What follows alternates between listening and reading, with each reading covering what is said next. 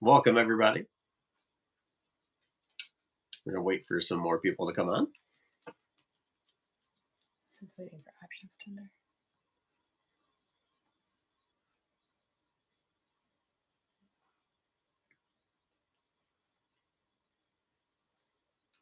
There it is. We are on. Oh, I see one person there. Hello.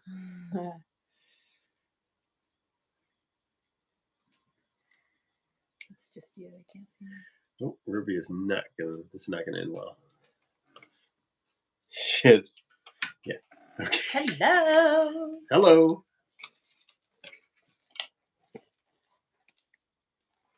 Hi, Maria. Maria, mi Maria. Oh, did she write? Did she say something? Said I? Awesome. Hi, Maria.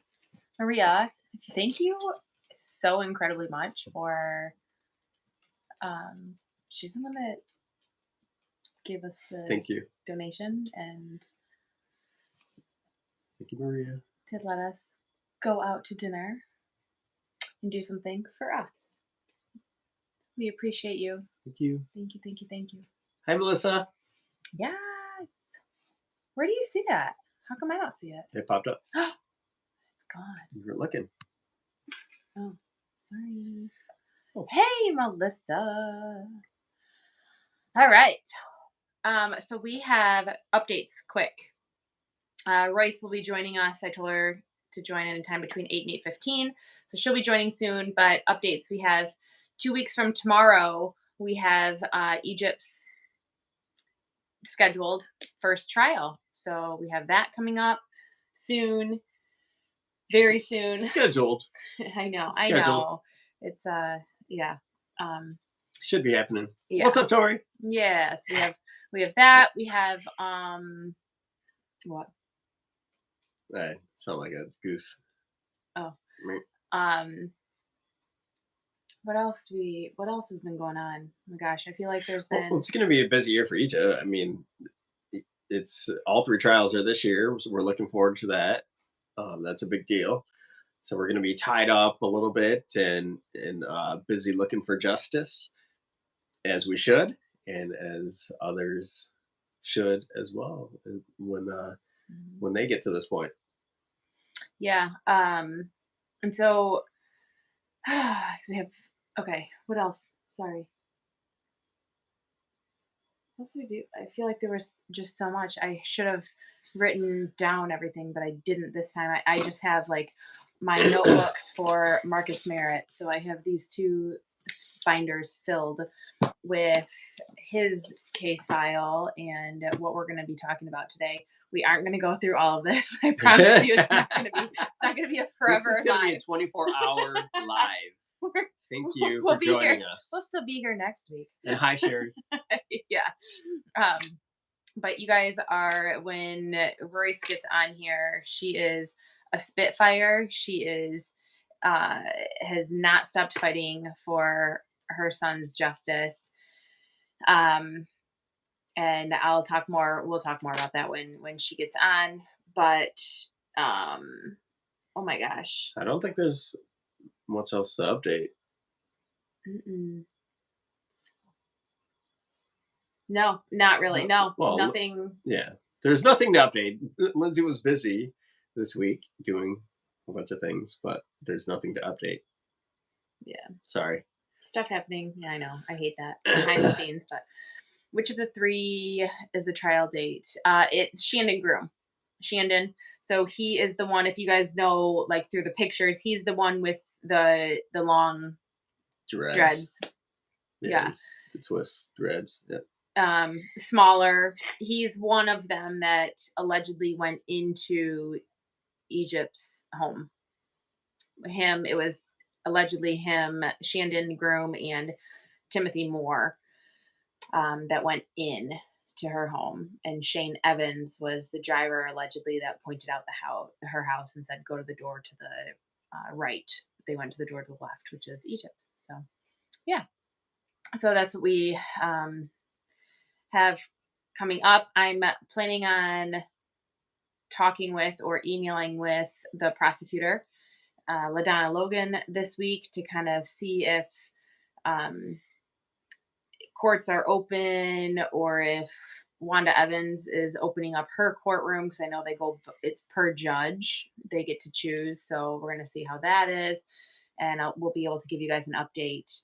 I wanted to wait until, I might wait a little bit because I want to wait until the new month because I feel like things change or the potential like April 1st, courts are now open to the public, kind of a thing. So, um, who knows? But as of right now, her courtroom is still closed to the public. So Yeah. we'll see. That's okay. If we don't get in with the family, they were allowing, I think, two people. It's discretionary, but you're allowing two people, maybe Chuck and Tina, mom. But Hmm. if we can't get in there, then we'll try other methods. Yeah. If And if not, we watch it we at watch on home, Zoom. we watched on Zoom. Like that's what we Yep, did for with the all y'all. preliminary exam. Same thing that you guys all did too. So, yeah. So hopefully, I need to keep an eye on my phone, make sure Royce doesn't have any trouble getting on here. Yeah. Anyway, I told her to join between 8 and 8:15, so she should be joining soon. Do you guys have any questions for us regarding anything that has been going on? Any questions about any of the cases? Um, Oh, I did for the Terry Clark. Oh yeah, for this week's podcast episode. If you listen to it, you can ask me any questions on that. But I did reach out to Joel Conway to see if he would talk with me again. I've reached out to him a few times, and I went through a different angle to talk to him, and his response was, "Hell no." No, I'll just read it. His response to talking to me was, oh, I'm sorry. It wasn't hell no. It was absolutely not! Exclamation point. After the degrading shit that was said not only about me, but our family by you as well as the Clark family, I have to decline. And then he said, you don't treat someone like that, then expect something in return. Valid.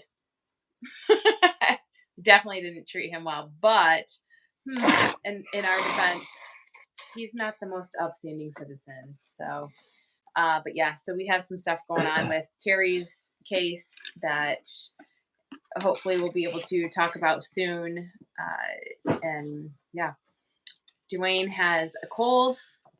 Yeah. So that's why he was sneezing. I might be kind of on and off here for a minute, but I'm going to stick around for Royce for sure. And it seems to happen every so often. You guys see it. I don't point it out, but what I want to say about Conway was, I know that you put a lot of stuff out there, but this is also an opportunity for him to say his piece. That's how I put it. Yeah, that's how I. But I get it. I understand why he denied. Hell yeah, I understand why he doesn't want to talk to me. I don't think we're gonna grill on here. Well, maybe I don't know. I don't know what the agenda would be, but yeah. There's some different angles going on in the Terry Clark case, so I was thinking that maybe he would talk to us and start explaining if it wasn't him. So, all right, Royce, you guys are quiet today. Should come in. Courts need to turn up the volume in the whole courthouse. Yeah.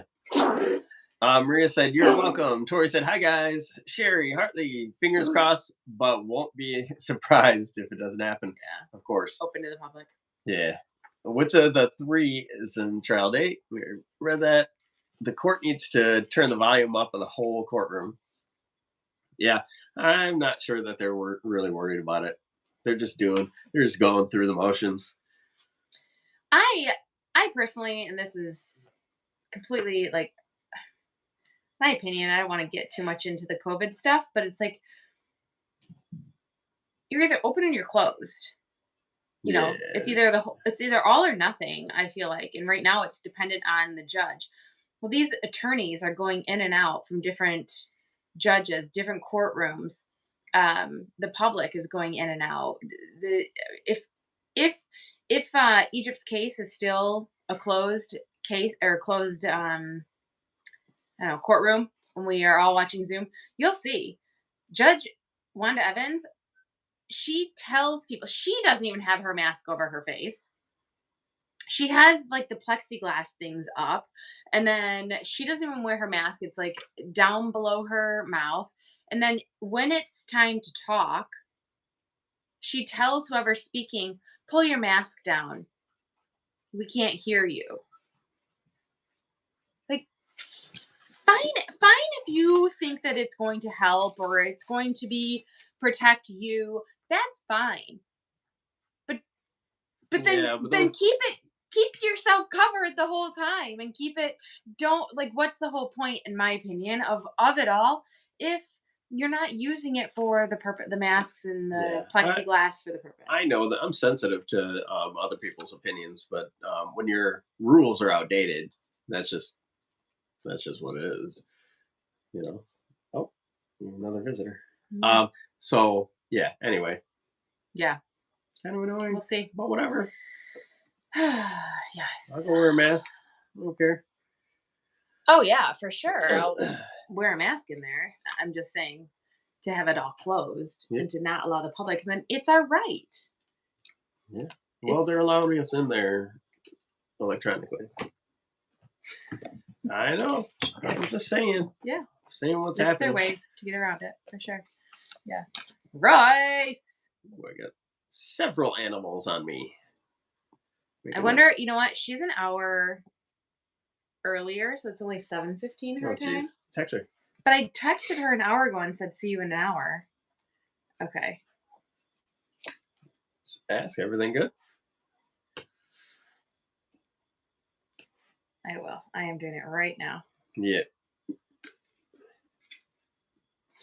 So. She didn't text. Oh, your phone's up there. Yeah. She didn't text you. I'm looking for his phone.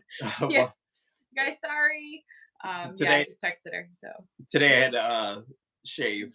Tell a little story here. Today I had to shave my handlebar mustache and my chops because we had a '70s party at social. So I think Lindsay and I both agreed that that wasn't the look for the live.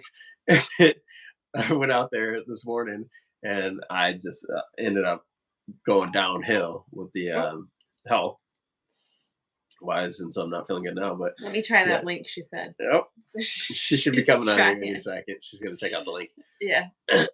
But yeah, anyway, so it was fun. We're at brunch. We always have brunch. I retired from brunches from social a long time ago, but they needed a couple people this weekend, and I helped out.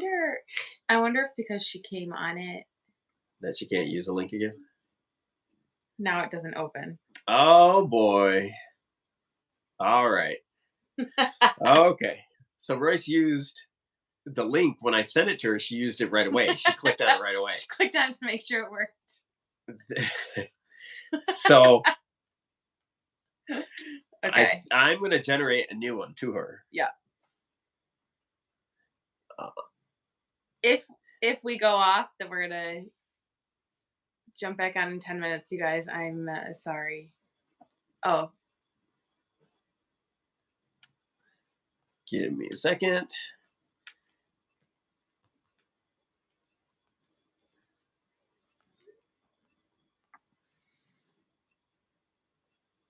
And we'll send her another link. hopefully that works. Are you too pro? Not really. Hopefully that works. I know. So I sent another link. And thank you for those of you if you're on here and you joined Can't Stop Won't Stop Warriors. Sure. Thank you, jeez. Oh, there she is. Yay! Oh no, that's Oh, Sherry. no. Are you waiting for Royce to get on? Give us a. Okay. While we're waiting, yes, backstory.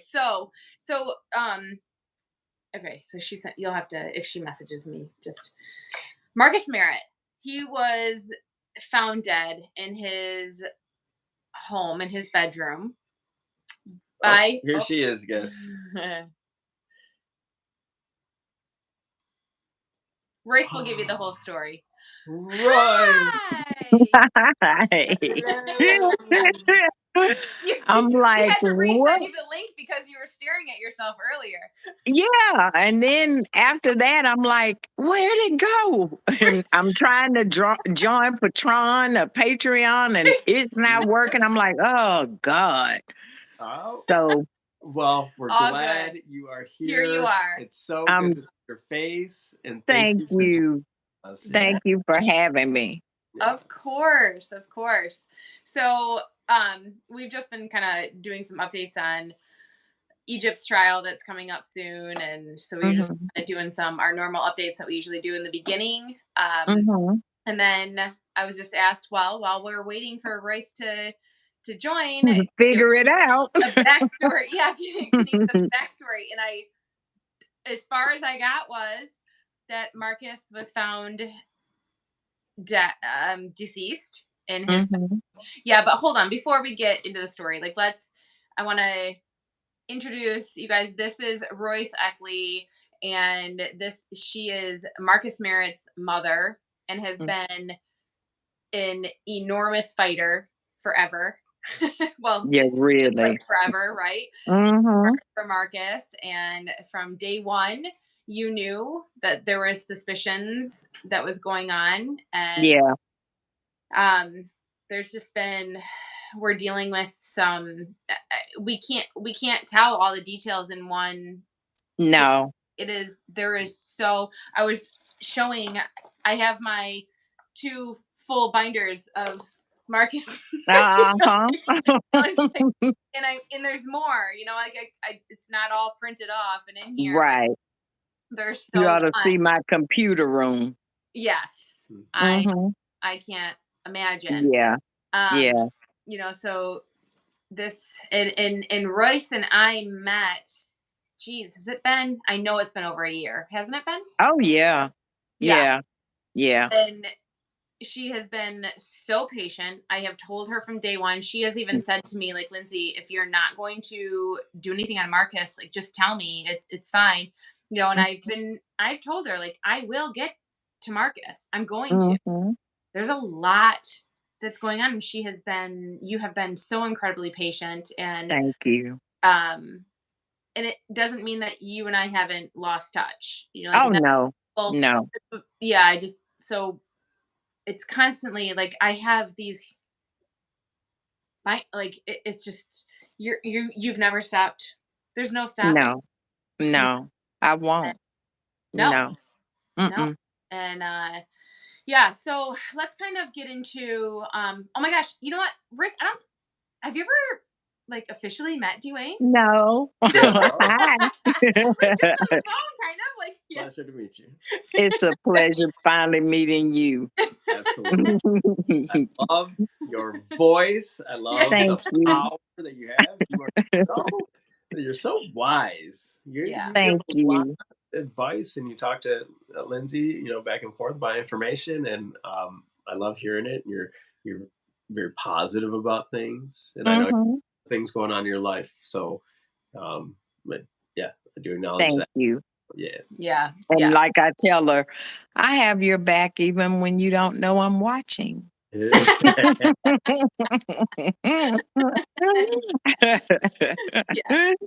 Just say my name in the comments and here I'll come. I know. Yeah. Yeah. So do you want to go ahead and just kind of tell us? I know it's like when people tell us the story of Egypt, and we're like, ooh, where do we start? Yeah. I guess basically just maybe a little quick overview of who Marcus is. I know you like where he is and your children. I know like I know some of this stuff, but like kind of explain that, and then let's get to the day. Okay. The worst day of your life. Really? One of. Yeah, he was my firstborn, and he was a dad, had 3 kids, awesome big brother to my daughter. Like she said, he was my very first best friend, and they were really, really close. And he did things as a teenager that kids normally do. God, Mm. you know, but this I knew better. No, Mhm. yeah, we were like the Three Musketeers because it was them and me.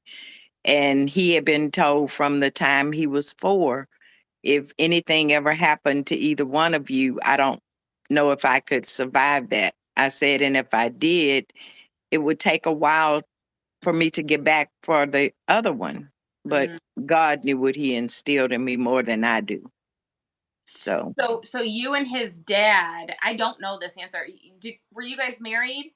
yeah, we were married, but their Okay. dad is deceased. He's been gone like since Cairo was a little over 2 months old.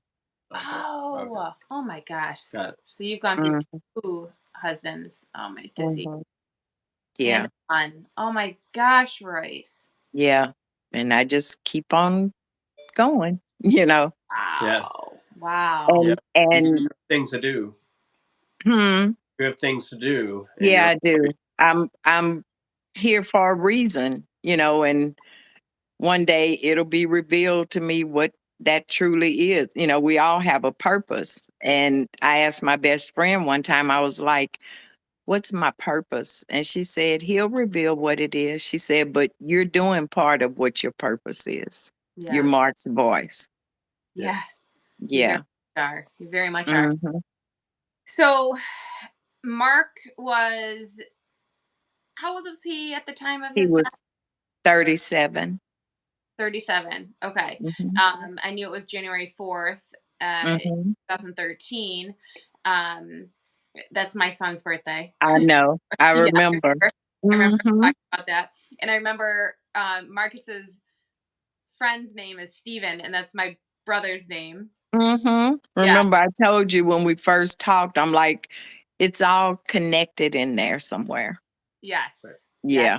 And isn't there a Dwayne in the My nephew, he's not my nephew by blood, but course? I call him my nephew, and his name is Dwayne. Yeah. Oh. Yeah. There. Oh. Mm-hmm. Remember there were a lot of connections It was a lot. meant to meant Yeah. to There's not a whole connect. lot of us out there. Yeah. Connect us. Yeah. Because when is um Egypt's Angel Day or her birthday? Uh. It was something else that I told you Yeah. connected. Okay. So June 21st. Some people Mm-hmm. 22nd. 22nd. Yeah. Mm-hmm. And her birthday is July 29 or 20 19. or July 19. Sorry, July 19. Okay. Maybe. It may have been your son's birthday, the Yeah. January 4th. January 4th. Mm-hmm. Yeah. Mm-hmm. Yeah. Yeah. So okay. So then, do you mind kind of just getting into it? So Marcus, so he Yeah. was 37 at the time. He already Mhm. had 2 kids of his own. No, he had his oldest son, who's Anthony, by a previous relationship. And then he was married to Markel and Scooter's mother and living in Louisiana. Okay. Okay. Hmm. So he and Astria, Astria. they Hmm. they didn't have any kids. Yeah, they had the two Markel, and his name Oh, is that His name okay. is Marcus Jr., but I call him Scooter. Scooter. So he had with her, he had Markel, my granddaughter, and Marcus, And my other grandson, how old were they at the time? 10 and 7. And what about Anthony? Anthony was either 12 or 13. Yeah, were they all living at No, Anthony lived in Houston with his mother, okay. and Markel and Scooter lived in Louisiana with Mark and Astria, Okay. with their parents. Yep. Hmm. Okay, so hopefully you guys message, we can see comments on here too if we, like sometimes it's hard to guide this because I know the story and Royce Hmm. obviously knows the story, so it's we're Hmm. trying to get it in. We're best to navigate. Yeah, Uh, yes. Hmm. I want to get into what happened and all the inconsistencies that we know. I might Okay. stop in between to pause because people ask questions, and Okay. so yeah, so we like to catch up on those and just kind of cut it Okay. and then continue on. And Okay. Tori says she is beautiful, and I Oh, think thank she's you. referring to you. Thank you. Yeah. Okay, Thank so you. yeah, and then Maria says, "I don't know the story at all." Yes, and that's okay. That's why we're gonna start from now. Like, so you'll get to know the story, and I did a TikTok on it, just a quick one earlier, but I'm gonna be sharing more about the story. But Oh, yeah, so on January 4, 2013, you get a well, phone call. yeah, yeah. Go ahead and Okay. Um, I was at my daughter's house because she had just had Atticus, my new grandbaby. And it was like I think 5:57 or 6 p.m. And I got a phone call from Astria, and she said I could tell by her voice, because we were really, really close. yeah. And I could tell by her voice that, something was wrong. And I said, I answered, and she said, I think Mark just did something to himself. And I was like, no, I mean, why would you think that? And she said, because we were texting and now he's not answering. And I said, well, you know how Mark is. I said, that's not unusual. He won't answer. Like he'll tell me sometime, Mom, I'm going in the store. I'll call you when I come out. A week and a half later, I'll call him and say, Yeah, are Still in you the still in the store? yeah, Yeah. yeah. You know. So yeah. I told her, I said, that's not anything strange. I said, he does that. I said, especially if you all are into it. And she said, well, I'm leaving work now and I've called my parents to go and check on him. And I said, okay. So I put her on hold and I called Mark's phone. And you know how inside you'll feel weird, and I was like, answer, answer, answer, but of course he didn't answer. Well, I, got back over on with her. I didn't hear anything at all. Like I didn't hear footsteps. I didn't hear a car door close. I didn't hear driving noises. I heard nothing. It was just like this. I didn't hear anything. Mm, So I knew because I used to talk to her every night when she would get off work. I'd ride home with her. So I asked her, I said, I knew how long it took her to get there. So I said, are you almost there? And she said, yes. And I said, okay. And I got quiet again. And she didn't say anything. So then I said, are you home? And she said, yes. And I said, are your parents there? And she said, yes. Well, I didn't hear a door open. I didn't hear the ding, ding, ding, like when mm, you take your seatbelt off. And she used to do that every night. I would hear ding, ding, ding. And I'd go, put that seatbelt back on. You're not home yet. You're just right down the street. So I didn't hear anything. And then I was listening real close and I didn't hear keys. I didn't hear you stay out here. I didn't hear absolutely nothing. And so then I said, um, have they gone inside? And she said, yes. And then again, we got quiet. And then she said, they're not coming out. And I said, well, just, give them a little bit. And, they're probably talking to him or whatever. And then she said it again, they're still not coming out. And I said, well, just wait. And then she said, he did. And then she kind of went, uh-huh, uh-huh, uh-huh. And then her stepmother took the phone and said, Royce, I'm sorry. And I left Earth.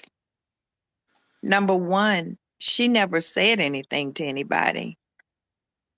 How did you know who she was talking to? Oh, You never right. heard anything, right? Yeah, she never said anything to anybody. So how would she be able to take the phone from her Hey, and Royce. say, Royce, I'm sorry, when she Oh, never said who she was talking to?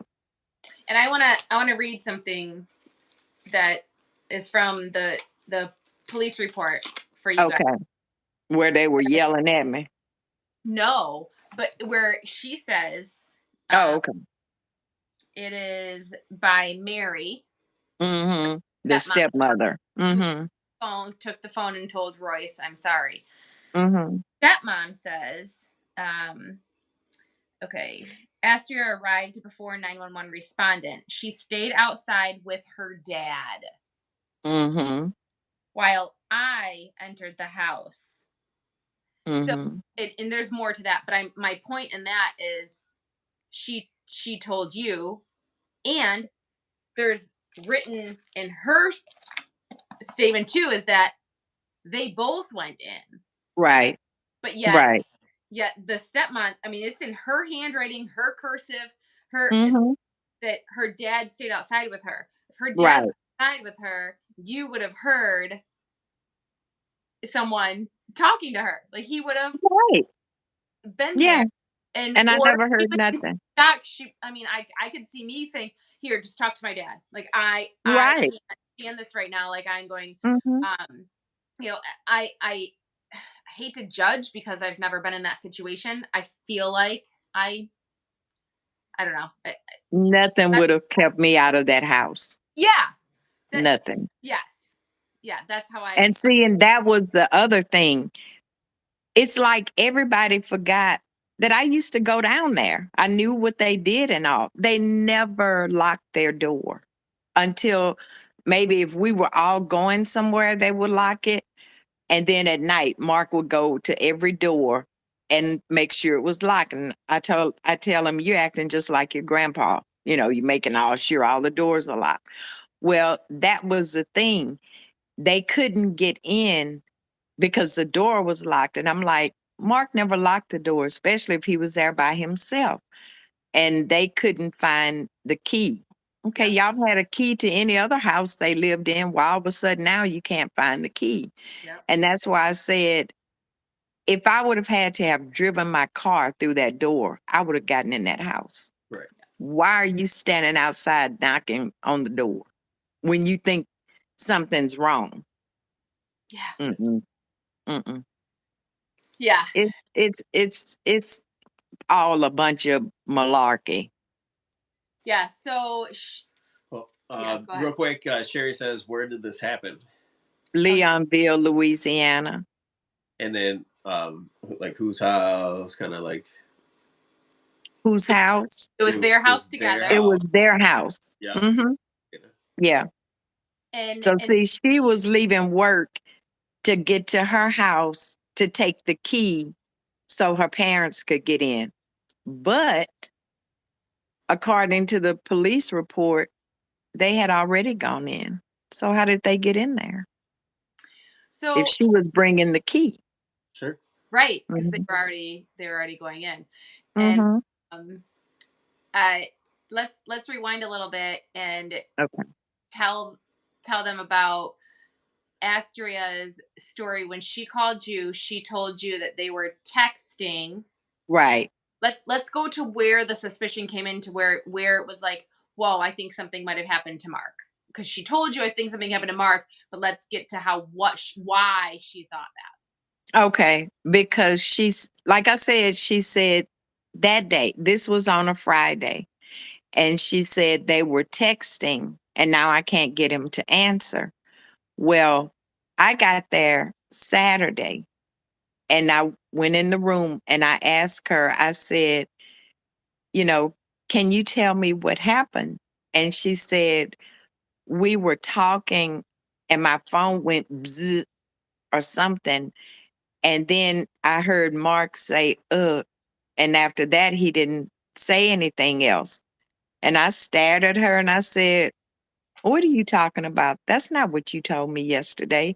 You told me y'all were texting and he wouldn't answer. Now I can't get him to answer. And she just looked at me. Yeah, So the because story changed from Friday to Saturday. That's a pretty big change too. Yeah. well, and I am trying to find. I know I marked it. I can't remember see where I marked it, but on here, but it states in the police report that they were texting, and it states the reason because she was at work. They were Hmm. texting, Right. and then he stopped Hmm. responding. That's in the police report, so it wasn't only that Hmm. he told you that. That was there, and then all of a sudden she turns and she says that she heard what must have been a gunshot. Hmm. Hmm. And And I have I'm telling you, if I was on the phone with him and I heard a gunshot and he told me you would run off from your car. It was there was no urgency, Lindsay, at all. No babbling. And I know how she was. She was emotional. Nothing. Just, I think Mark just did something to himself. No. I mean, why would he? And he was getting ready to come home. that's what I was just gonna say. It's not like he was. I mean, yeah, they didn't have the perfect marriage. He wasn't. Hmm. There's things that happen, which happen in many marriages Right. and families, and he had a job lined up. He Right. had one lined up to come home to Texas, and he was Right. going to start at the end of January, At right? the end of January. Right. Yeah. Right. And And it like I said, from Friday to Saturday, it changed to they were talking. And like you say in the police report, it changed to she went inside when we know that they both were in there because um, someone has talked to the officer that was there, and he said that he had to sternly make them leave out. And in the police report, it said something about uh, Anthony daughter saying he was his friend. He said he never said that. He said he knew him from, it's a one horse town. So he knew him from around the city. He didn't know him personally. right, right. Mm-hmm. Um, it's okay. Oh, Excuse me go one ahead. second. No, Go ahead. yeah, I got to get up for a second. I got He a said I cold. gotta go. So just give me 1 second. You He is, guys, you Okay. guys go ahead. he's Okay. sick, so he's sneezing and blowing his nose every Oh, okay. every Go like take your 15. allergy medicine. Yeah. Oh, you should see the counter. He's like Mm-hmm. Mm-hmm. the nutty pot, like big. Mm-hmm. Mm-hmm. Yeah. So let's talk about so Marcus. So now they're saying that Friday they already said Mm-hmm. suicide, right? Mm-hmm. Claimed suicide right from Yeah. the you guys Yeah. you guys Marcus didn't even go. He went from his home Mhm. to the funeral home. Right. No autopsy. Coroner never saw him. Coroner never saw him. Nothing. Mm-mm. It was No. suicide right away. Done. Uh-huh. Like, okay. Yep. He's Mm-hmm. yep. And so so he was found, and I hope you don't mind me saying, like, Go ahead. I've seen all the crime scene Mm-hmm. photos. And And isn't it weird that's what they call them? Crime scene photos. yeah, exactly. It was a crime. Mm-hmm. Oh, I know. But yeah, they did Mm-hmm. say homicide. Yeah. Yeah. Mm-hmm. And so it is there's a huge suspicion in many parts of it. Mm-hmm. One, he is there's and Royce has already talked about this before, so I'm not doing anything that will, and if I get too much, then you're gonna say stop. But I'm not gonna say anything super in depth, but Yeah, also I've never seen the right. pictures, but they've been described. Right. And I've Mm-hmm. had them described to you before too. Mm-hmm. That most of the blood is on the bed. Mm-hmm. And that's where his phone is, and that's Mm-hmm. where the gun. Mm-hmm. And then, but he is sitting Straight up. on the floor Mm-hmm. next to the bed, Right. between the he's leaning against the Nightstand. wall. So it's the Mm-hmm. bed, the nightstand, and then his body. And he's Right. sitting up again on the nightstand Mm-hmm. against the Right. wall. Right. Mm-hmm. How? That And defies the laws of gravix. yeah, it's and then there happens to be a Bible. Oh yeah, for the Place, after effect. yep, placed next. Mm-hmm. Mm-hmm. The blood spatter is hard, like I can't explain it. I'm not a professional in it. Uh, Mm-hmm. it's what I want to look more into. But he, the gun is on his left side, Left side. but Mm-hmm. right-handed. Right-handed. All Yep, his life.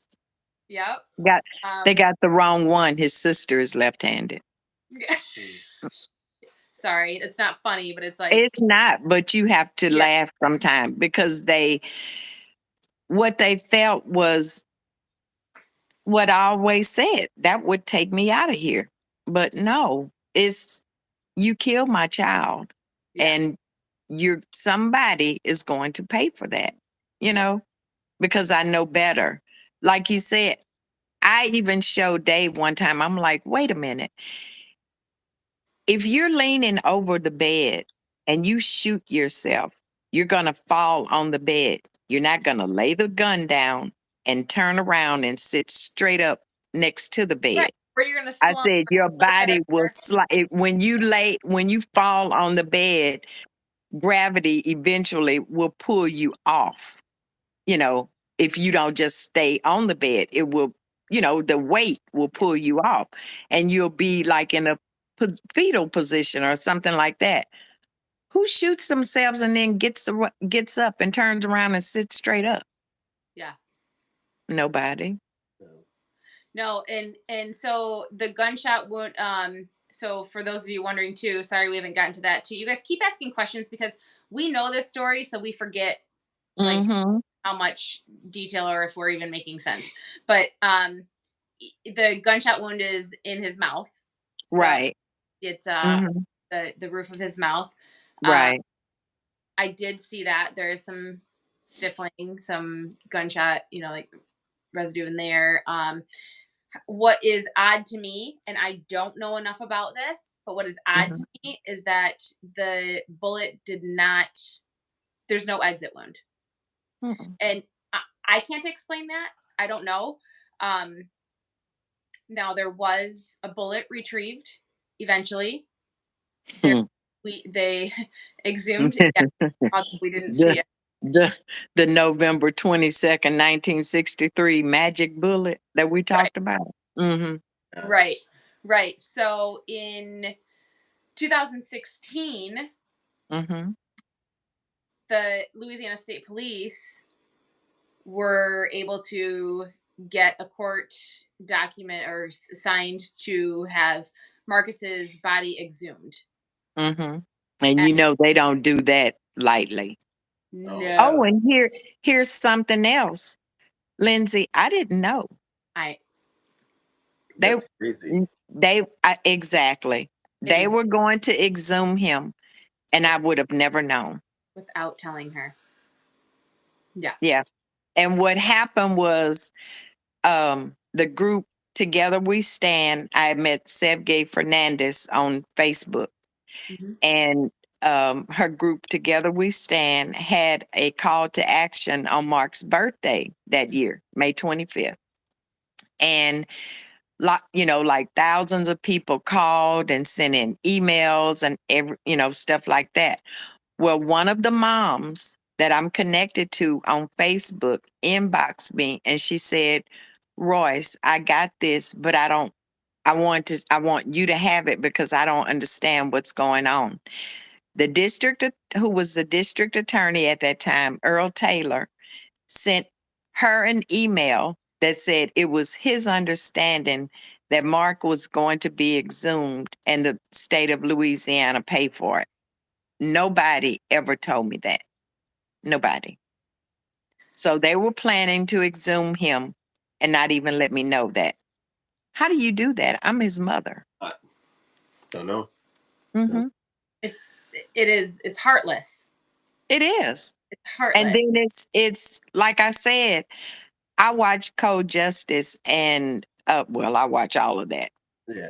And I can't remember her name. She was the district attorney here in Houston. And it was a case they were doing. And I think she said she had been in, law and all of that for over 30 years. And she had never been involved in an exhumation. And she said, and I will tell you, they do not do that lightly. There has to be a concrete reason for them to do that. Yeah. And they know that Mark didn't take his life, but why are they still covering it? Yeah, because even when you are deceased, you have rights.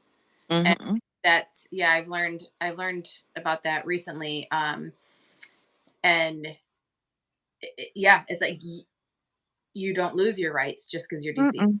Mm-hmm. Still have to not disturb the dead. Right.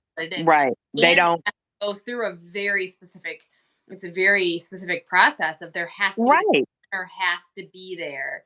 And you looked through the documents, and I do see that the coroner, did sign off, and they did it that way. But now check this out.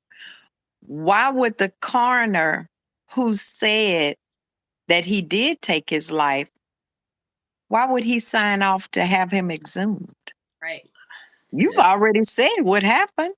Right. What do you want him exhumed for? Yeah. So you guys, I've seen the exhume, like the process of it, and you can see everything except for when they actually get the bullet. Like you can't see. They don't let you see that. But then shows that they have a bullet. I told you it magically appears. Yeah. We've never seen it. It should be the bullet. Video. It should just be. And then remember on the ballistic report, remember it says that it's not even a match. It doesn't have the same characteristics. Oh God, I forgot about that. That was that was after they had gotten it. After. Well, and it was on the flash drive I sent you. The ballistics report. It said the characteristics don't match. Yes, I have all that. Yes. Yes. Yes. Now, good question by Sherry. She says, was there any gun residue off of his left hand? They didn't take any. They didn't take any. They didn't bag his hands. They didn't do any of that. Nothing. They did nothing. No gunshot residue. They no. I mean, they took the gun, and they took his phone. Took it where? Well, in evidence. No. Remember, also on that flash drive, it tells you the chief of police told the Louisiana State Police that he wiped the blood off the gun and asked her if she wanted the gun back. And I don't know. I've never ever seen his phone again, because I asked her that day that I got there. I said, what was he saying in his text that would make you think he had done something to himself? I said, where's his phone? And she said, oh, well, they said it was blood on it and it was cracked. And I said, well, what was he saying? And I looked at her phone, but I don't remember what I read. But I didn't read anything that would say Mark shot himself. Right. No. But no, they didn't take the gun into evidence. Joseph Noel, who's the chief of police, told them he wiped the blood off the gun and asked Mrs. Merritt, did she want the gun back? So ultimately, they um, pronounce it a suicide and then do their work. Right. They That's didn't do anything. Well, and Astria and Royce were very, very close. Very You close. guys were almost, and I mean this lightly, almost closer than you and Mark. Obviously, you weren't. You He used to tease me and say that. He would say, "Oh, I'm the in-law." I say, "Oh, Mark, go sit down and hush." Yeah. Because we talk every day. Yes. We talk multiple times a day. We text all through the day. And like I said, I rode home with her every night. And she told me one time she was at work, we were talking.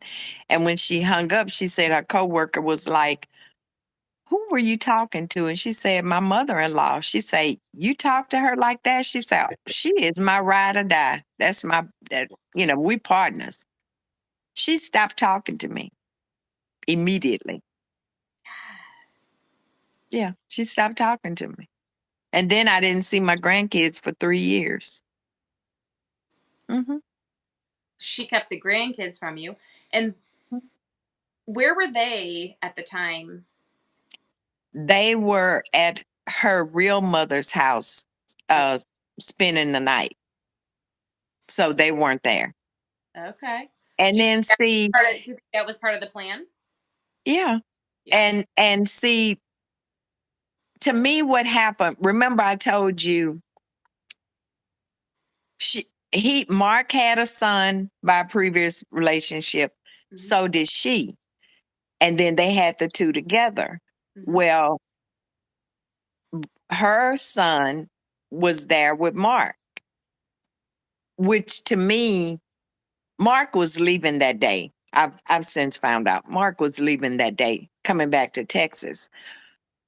So he was there as a decoy to keep Mark there because Mm. he wasn't gonna leave him home by himself.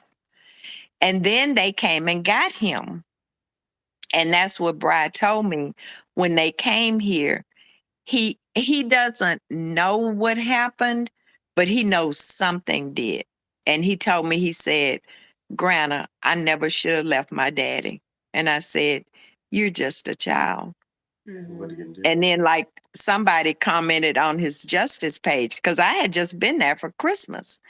And I said, "I never should have left him." And this man commented, he said, "They would have killed you too." Oh. Mm-hmm. Yep. It's I don't know what is going on, but I know what did not go on. Mhm. And remember, I told you I saw Mark. Okay, how do you shoot yourself in the mouth? And Mark looked just like he was asleep. And I'm not just saying that because I'm his mother. He looked like any picture you've seen of him, except with his eyes closed. There was nothing wrong with his head. There was nothing wrong with his face. There was nothing. And I even asked Pastor Ford, I said, um, I don't even know, because at that time, I didn't know really what had happened, where he was shot, nothing. Mhm. And I asked him, I said, nobody will tell me anything. Nobody will answer my questions. Nobody will tell me anything. And I said, I don't even know where Mark was shot. And he did not hesitate. And he never did hesitate, because he not only said it to me, he repeated it to other people who called, trying to help me like you do. Mhm. And he said, "I saw no evidence of a gunshot wound." And I said, "Wait, what did you say?" Mm. And he said, "I saw no evidence of a gunshot wound." I said, "Well, did you see evidence of him being beaten, stabbed, anything?" He said, "I saw no evidence of that either." And I said, "Then how did he die?" And he said, "Until I see what they have written on the death certificate, I can't tell you." Hmm. And he saw him. I mean, And, he owns a funeral home. Yeah, he saw him. and the Mark had just gotten a haircut recently, right? No, Or that's the other interesting thing. okay. I knew there The was some guy, haircut. yeah, the guy who cut Jody, who had been cutting his hair for like 13, 14 years, Yeah. went to the funeral home and he told them, he said, I have been cutting his hair. I'm going to cut his hair. And so he said, I didn't know that you only cut like the front and the sides or whatever. Mm. And he said, I told them, no, I'm going to cut his hair exactly the same way I've been cutting it. He said, and Miss Royce, I stayed in there with him a long time. He said, and somebody was with him. And he said, and I talked to him. I was like, okay, man, come on now. It's time. This, whatever you pulling, it's long enough now. So I asked him, I said, what did you see? And he said, nothing. He said, and I cut his entire head. He said, and then I went and asked the people at the funeral home, what happened to him? He said, and they told me that they were told he was shot. He shot himself. And then Jody went, I don't know what's going on around here. I said, neither do I, but I plan to find out. And here's the other thing. Pastor Ford would also talk to Mark. He'd call and they'd pray together and stuff. If you call the funeral home to come pick up someone, what is going to be the first thing you tell them? What happened to them, right? Oh, yeah. So Pastor Ford told me the only thing he was told was that there was bleeding from his mouth. He said, that's all I was told, that there was bleeding from his mouth. But how do you, like I said, how do you shoot yourself in the mouth? That's going to blow all this out because my friend who's a physician assistant made me promise her not to see Mark. And I was like, okay.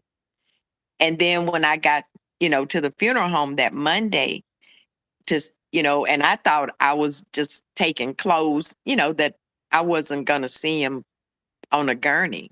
Right. And so when Pastor Ford told us to follow him, I stopped at the door because, I could see. And my cousin ran into me and then she went, are you going in? And I could hear Renee, my friend's voice saying, promise me you will not see Mark. Mm-hmm. So I was thinking, I'm getting ready to see something I will never, ever forget. Yeah. And he's going to be all messed up and, and all of this. Mm-mm. The only thing that was wrong, he needed a haircut. His hair was a little longer than it normally was. But other than that, it looked like I could tap him and say, get up and let's go. Well, it was my cousins and her stepmother in that room. So her and her stepmother walked out and I turned my head to look at my cousin. And when I turned back around, Mark's mouth had come open just a little bit. And I could hear my voice in my head saying, there's nothing wrong with his teeth. Wouldn't his teeth something be wrong? Right. And no, there was nothing. He had no damage at all to his mouth. Nothing wrong with his teeth. And a lady told me, she said, Mark was already working on you because there is no way in hell his mouth was supposed to come open so you could see his teeth. Right. Mm-hmm. Oh my gosh. Mm-hmm. Well, and then also I think I mean, there's so much. There's so much to the story, It but is so much. Mm-hmm. the gun that was used, Mark would have never Ever. used Mm-mm. to kill himself. It was a gun Nope. that was gifted or he got after his grandfather passed away, right? Exactly. He never ever. Number one, he never ever would have done that. And then number two, he surely wouldn't have done it with his grandfather's gun, who I had given to him. Yeah. He wouldn't have done that because he would have been like, well, mama blame herself. And Mark had guns. And at first I was told it was a 22. So I asked Anthony, I said, does your daddy have a 22? And he said, yeah, Grandma, but it's a rifle. So Right. then it went from a 22 to the 32 or whatever it was. Yeah. Yeah. hmm So it changed. It was like, And it's just like twisting that, I mean, like, for lack of better terms, like twisting the knife, like, oh, and now you're going to use this gun. oh, yeah. And when I read that, I'm like, you have got to be out your rabbit, you know what, mind. Yeah. He wouldn't do that. And, No. and part of, too, you guys, we had, after the, oh yeah, Dwayne can go through some questions, but we, after he was exhumed, they actually did Yeah. an autopsy, and they did the toxicology report. It was found that there was a multitude of I have it right, Everything. yeah, hmm I have it right here. I mean, there's so many, um what's the word I'm looking for? Drugs Drugs. and Yeah. cleaning supplies. Cleaning supplies, yeah, that was like I mean, look at all this. hmm And it was like 20 nanograms per, like milligrams per gram, or 40 or 80 or 100. It just is like, and it makes me wonder, hmm because and I know Royce can explain it too, but from talking with Royce and from hearing from his friends, like, he wasn't a person into drugs. Mm-mm. He used to smoke No. marijuana when he was younger, like, Yeah, when he was a teenager. yeah. hmm And and But he never did hard drugs. And remember, it tells you fentanyl confirmed in his liver tissue. Ew. Mark yeah, never did. yeah, Mark was big, like I told him, you have grown into just a big old dad. But yeah. he was scary. He was scared of mice. He was scared of snakes. He was terrified of needles. Yeah. And And oh, I was like, Mark would have thought, wait a minute, this might not work. I'm going to have to get a shot. I'll have to figure something else out. But with all of those drugs in his system, I've been told he would have, you would have had to lead him around, you know. well, So I always said look how much. he was incapacitated Yeah. before whatever happened because he would have torn up anybody and everybody that came through that door Chris after Mark, him. big dude. He is Mm-hmm. not. How tall was he? 6'2". Yeah. Okay, so Mm-hmm. 6'2". Okay, so and Mark, I mean, you guys saw in the picture that I posted. Like, I think that shows his build. He Yeah. he was Yeah, he was big. He wasn't big and fat. He was strong. solid. Yes, exactly. Mm-hmm. Mm-hmm. Strong and, like, don't fuck with me or I'll fuck Yeah. you up, kind of thing. And I don't know his. I'm not saying that that's how he, like. I don't mean. And he would Lindsay, he never started anything, but he would tell you, you know what, we're gonna rearrange some furniture up in here, you know. And I even told a counselor once, I had to go to school and I Heard told him that before. he meant he was gonna tear it up. We gonna rearrange that furniture.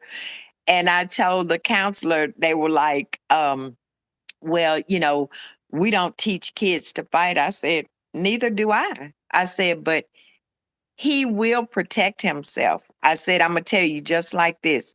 He won't start anything, but when it's continuously started with him, he'll shut it down. He'll finish it. Yeah. Yeah. Yeah, he'll finish it. Yeah. Yeah. And his sister, I never saw Mark fight, but I knew he would. And one day she came home and she told me, she said, Mama. And I said, what?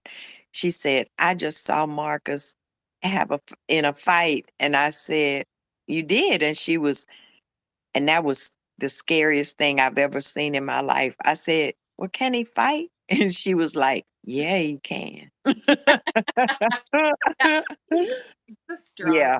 big, But big. it, like I said, I don't understand the process it's been proven that he didn't do anything to himself. So why are you all still trying to make me think that, or make me, I, one Louisiana state policeman told me, you know, if you keep sending out, because I would email them and all, and he said, if you continue sending out emails and things like that, people will say, and then he said, "What, I don't. This is the only way I can put it." And I'm on the phone listening, and he said, people will say you're crazy, and I said, "I'm gonna tell you something. I don't give a damn what people say." I said, "I have a different adjective for you, determined. I sent my child to that state with air in his lungs, and I'm gonna find out why he's no longer breathing. And you can kiss my ass." Yes. Good. Mm-hmm. wow. Yeah. Good. And you have to look at it like this, Lindsay.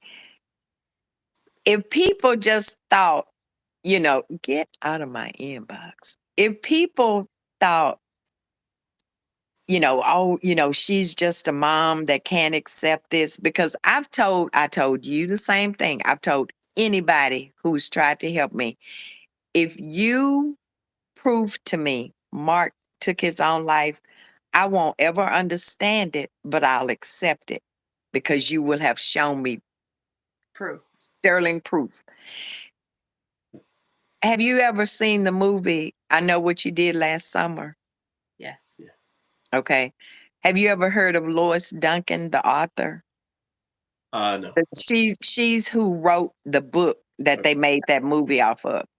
Some kind of way I contacted her, and Freddie, she, right? huh? Freddie Prince Jr. Wasn't he in it? I Know What You Did Last Summer. I Uh, can't remember, Okay. I don't remember. Yeah.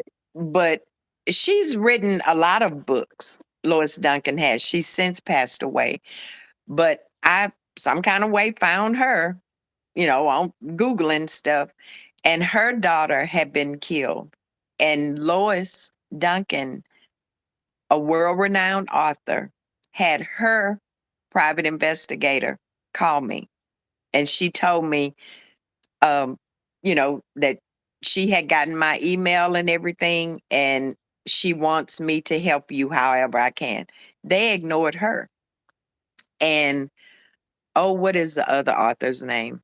Now my brain wants to have a brain fog. No, I Um, remember you bringing up another one. she wrote the book about Ted Bundy. Yeah. Who was her I name? can't think of her name to save my life, but I talked to her on the phone, and she told me, she said, "I've been doing this for a very long time." She said, "I've broken my hip and I can't travel. Do you want me to tell you what happened?" And I said, "Yes." Yeah. She said, "Your daughter-in-law was not at work that day. She killed your son and called you, and then the cover-up began." I said, "Okay." Mhm. Yeah, and see, and that might very well have happened. I just from my theory, and I don't typically go into theories, but I'm going Mhm. to right now. I feel like um he was somebody was there that he thought he trusted, Yeah. or might have maybe had some beef with, but like, all right, let's like talk or whatever. Mhm. I think he was drugged. Right. Think and I think he became delusional. Mhm. And I think that somebody else, I think Astria absolutely, in my opinion, knew exactly what was happening that day. Mhm. Um, and I mean, we do have her timesheets from work. We do have her, Mm. and Mhm. I know they can be fudged. I fully get that, but that's not why. I just don't. I I feel like it was a male. For some reason, I Mhm. feel like it was a male that Mhm. him that was um I think it's fair to say that we have since found out that Mark was seeing other people. They both were Yeah. having affairs in their Yeah. marriage. Yeah. we've been told, I don't have proof, you might, that she was talking to the chief of police. Yeah. That That very was word. Yeah. That I've been told that we've been from people told, down there That's that what told me that was word on the street. um Mhm. sorry, like more than talking talking, like like dating. Yeah. Yeah. Commiserating. Relations. yeah, yeah. Yes. Yeah. Yeah. Mhm. Yeah. So there was a lot that I think that, could have, I don't know. I don't I don't know why, but I don't feel like she physically did it. I feel No. like she did Gave it Dave and gave him whatever in his food or drink. in whatever Mhm. she did it, she Yeah. I believe she knew Yeah. what was happening and that it was going to happen, and just that's just and then also I find it really really odd too, before we go forward too, is I have right here his right hand. So when they exhumed his body, Oh yeah. his right hand was in a blue latex glove. There was a his and Hmm. at the funeral was his right hand in a glove. No. And I saw his hands because I that's what I told them. I don't like, how they'll have people just laid stiff out, Yeah, yeah. and I told them I don't like that. And you know how you've seen pictures of Mark with his thumb hooked in his belt loop, Yes. and his thumb was hooked in his Uh-huh. belt loop, and his other hand was laying there. But I could see and I touched Well, you both would of his know. hands. Yeah, you would see a blue. It says right Yeah. there. It says the body is that of a black man, accompanied with the following Uh-huh. items: boots, jeans, green shirt, right hand, and a blue latex glove. Ring on the left hand, which is skeletonized, and multiple plastic bags around the body. Why? So at Exactly. the funeral, And when? yes, Because like I said, I was there. I went up there multiple times, talking to him, touching him, everything. I saw his hands. I touched his a hands. mother's gonna know that. A I mother would have I would would have know. said, I would have asked Pastor Ford, why does he have a glove on his hand? And I'm not the only one. Any of us, all of us that were there saw. Yeah. Yeah. Obvious, So when obvious. was his casket opened again? Because it was closed, but I didn't stay in there to see that because I can't do that one.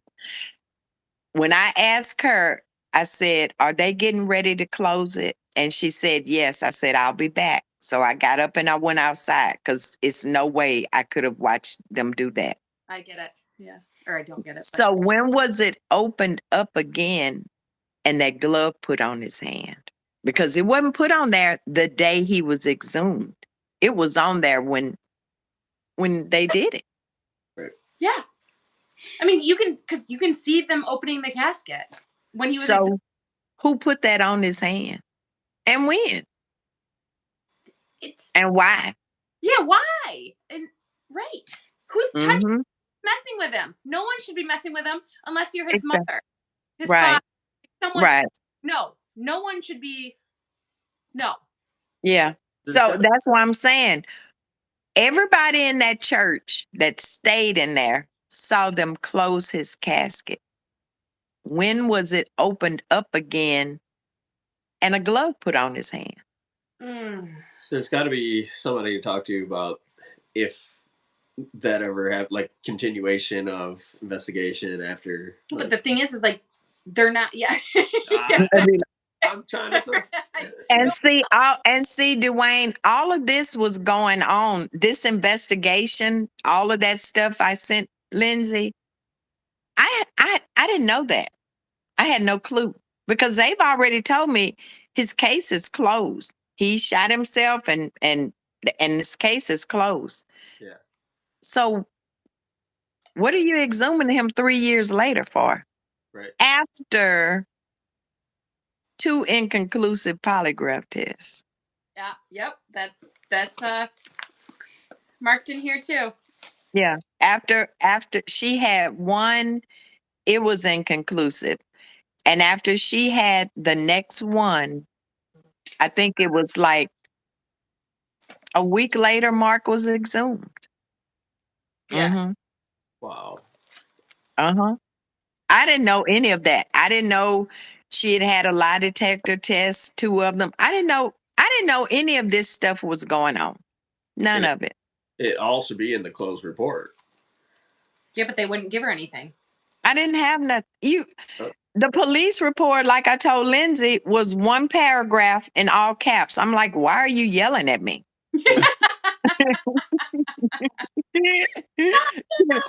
when when I got the police report, she has it. It was 1 paragraph written in all caps. And that's what I did when I read it. I'm like, why are they yelling at me? Right. And it A lot didn't more. say,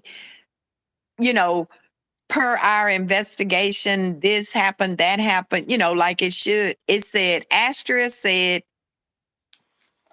that he shot himself. She was on the phone with him and he shot himself. That's the police report. That's another thing I want to say is that it's very similar to like Dwayne's sister with Egypt. And correct me if I'm wrong, but they never talked to you about, tell us about Marcus, tell us who his friends are, tell us about what's going on in his life, tell us if he has called you crying or depressed or what. Like, they never talked. They never talked to me. They never talked to any of us here. They never, because that's what somebody asked me. Did they ever talk to you? I said, no. I was the one calling them or whatever, but they never asked me anything about him. Never, Just ever. That's the first red flag, and I wouldn't have known that back then. But Yeah, it's red- and you and me either, Dwayne. I mean, I didn't know how this kind of stuff goes. They never talked to any of us, and I'm his mama, and that's what. Go back to the coroner.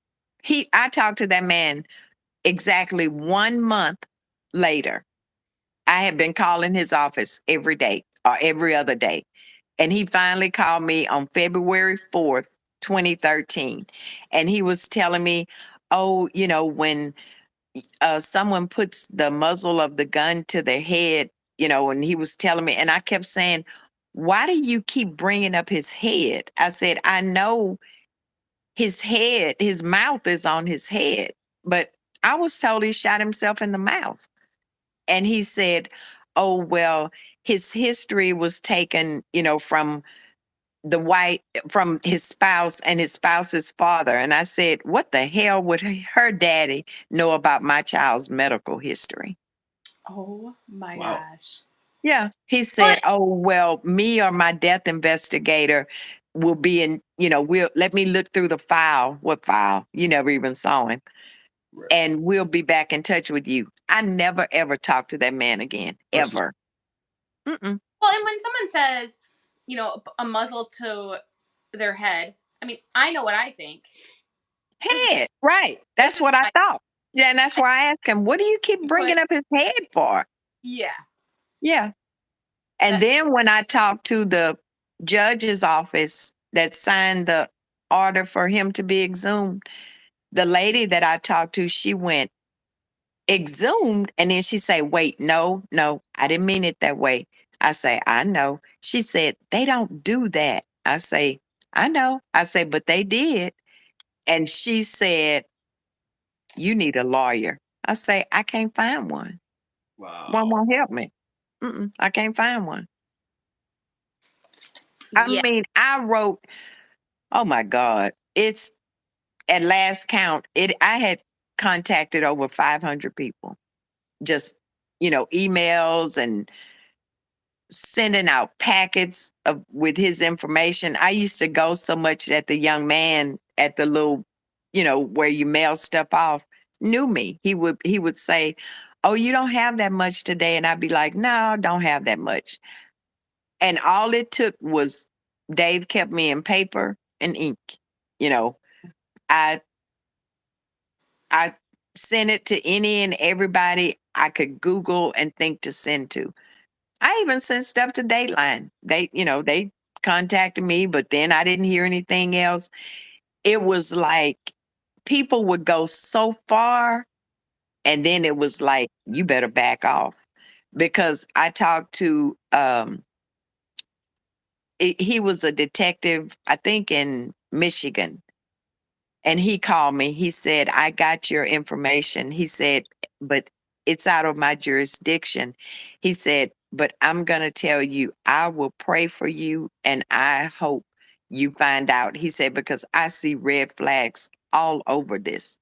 I Okay. talked to an FBI agent I had seen on Dateline, and he said the same thing. I even contacted um detective in Louisiana that was on an episode of Snap. And she asked me, she said, how did you find me? And I said, I saw you on Snap. She said, I know, but how did you find me? Mm. I said, I just kept digging until I did. And Mhm. she told me, of course, it wasn't in her jurisdiction. She said, but my husband is also an officer, and I'm going to tell him about this and let us do some digging. I ain't heard from her no more. Mm. Mm-mm, mm-mm. It's like you get so far and then the walls come up. I don't know what it is. I don't it's deeper than just Mark was having an affair and Mark was moving back home it's deeper than that. But I Yeah. have no clue what it is. All I right. don't Well, know. Yeah. let me Yeah. let me ask a Yeah. question here. Okay. Go ahead. Okay. So Maria says, what have they done since they exhumed the body? I have no clue. Came out here right before Christmas and brought me a 3-paragraph letter and told me their determination was Mark took his own life. Merry Christmas. Yeah. Yeah. They stuck with Mm-hmm. their original Mm-hmm. Mm-hmm. decision. So that's what. And they wouldn't answer any questions. They didn't even show me the file. They They just didn't show me nothing. He just this the big captain, like when they first told me, when Detective Fournette first told me that they were coming here, it was like I told Salita who all were coming, and she said, "Oh my God!" And I said, What's the matter?" She said, "His whole chain of command is coming. It was him, his captain, whoever was over him, and all, but it ended up just being him and the captain, right, right, Detective Fournette." Mhm. And you could look at him, and because he would call me sometime just to talk to me. We wouldn't even talk about Mark. He would call me and ask me to pray for his mother. She was 90 something years old. And he would say all the time, he'd say, Miss Royce, he say, this has really gotten me. He said, I have worked a lot of cases. He said, but it's just something. He said, I'm just ready to retire and drive my tractor. And I said, it'll be okay. That day Mark was exhumed, he was there and he looked at me and he said, Miss Royce, I am so, so sorry. You have to see this. And he had tears in his eyes and I hugged him. I said, it'll be okay. He said, I just don't know. That is who I think sent me that flash drive because you could tell he did not want to be here telling me that. So, And that captain was just like, you can believe it or you can't. so And that Dave was nearly about to jump out of his seat. And he asked him, he said, well, you all supposedly got a bullet. Did you bring it with you so we could at least see it? Mm-mm. They didn't have anything in front of them. No paperwork, no file, nothing at all. And it was weird. And, that's after Hurricane Harvey happened. So, that shut everything down here, mail, everything. Well, like the report that I had finally gotten from them came in, like an official looking envelope with Louisiana State Police embossed on it and all that. Yeah, explain that part because they don't Okay. because from what everyone else knows and from what Dwayne knows, like you weren't allowed to get anything, and then all of a sudden this happens. Mm-hmm. Yeah. So. Okay. So when I got because when they were here, Captain Duvall had told me, because I asked him, I said, well, where's the, reports or anything? So he told me how to contact them to get the official report and all. And I said, okay. So I called and emailed and went through all the chain to do that. Mhm. And like I said, when I got it, it was in a big brown, manila folder with uh, Louisiana State Police embossed on it. You know how it's like Yeah. engraved in there. And I never even really read all of it because y'all excuse me. Because when I opened it, at first I was scared to open it because I said it's going to be some kind of pictures in here, and Yeah. I do not want to see that. So I I told Dave, I said, open this. And so he opened it and then he turned the envelope up, and he was like, what the hell? He was a Marine, y'all. And he was like, what attachments? And I said, huh? And he said, well, I'm reading it and it's saying, see attachment this, see attachment that. And he went, what attachments? And he turned the envelope up again. He said, there are no attachments in here. There are nothing. He said, where's the autopsy report that they're talking about? That's not in here. And I said, well, what? And so I started reading it and I went, well, let me go put me on a pot of coffee so I can deal with this bullshit. Excuse me, y'all.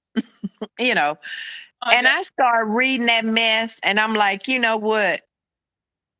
I am not Willie Foo Foo and I did not fall off the patch truck last night. This is a bunch of mess. And I put it up. I was like, I'm not going to read this crap with this fake time card and all that.